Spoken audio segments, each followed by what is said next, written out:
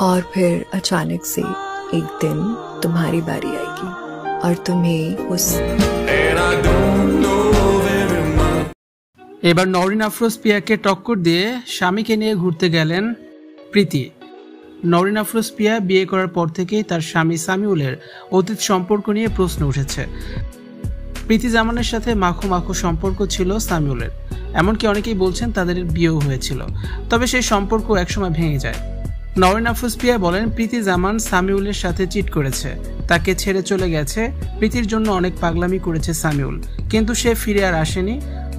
অপরদিকে প্রীতি জানায় প্রতারণা তিনি করেননি, নওরিন শুধু তার নামে গুজব ছড়াচ্ছে।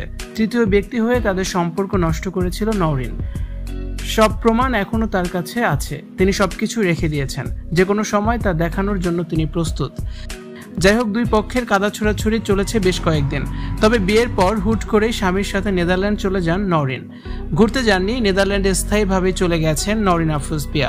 সেখানে স্বামীর সাথে সুন্দর সুন্দর ভিডিও দিচ্ছেন নওরিন। দুজনকে পেয়ে কতটা খুশি প্রতিটা ভিডিওতে তা জানান দিচ্ছেন তারা। তবে বসে থাকেননি প্রীতি জামান নিজেও, সেও তার পাইলট স্বামীকে নিয়ে ঘুরতে যাচ্ছেন, রোমান্টিক ভিডিও দিচ্ছেন। নওরিন সামিউলের ভিডিও ছাড়ার সাথে সাথে প্রীতিও তার স্বামীকে নিয়ে নতুন নতুন ভিডিও ছাড়েন। আগে কখনো এভাবে ভিডিও ছাড়তেন না প্রীতি।